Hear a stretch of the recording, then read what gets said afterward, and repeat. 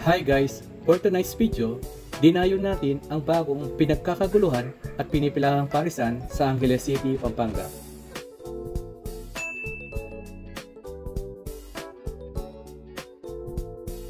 Ito ay walang iba kundi ang Ka-Brothers Pares.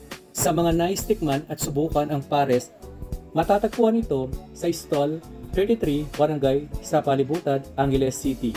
At mga guys, ayon kay Ka-Brother Aljon, nakakaubos ng mahigit na 100 kilos ng karne kada araw. Unli taba, unli rice with free soft drinks. Opening hours nila ay 4 PM until 12 midnight.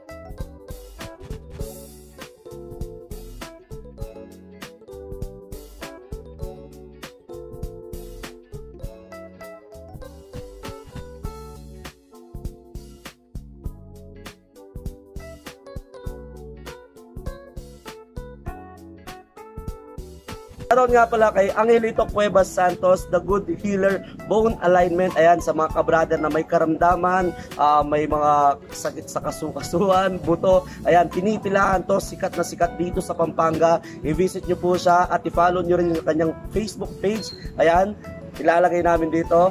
Yun lang po, ingat kayo and God bless. Thank you.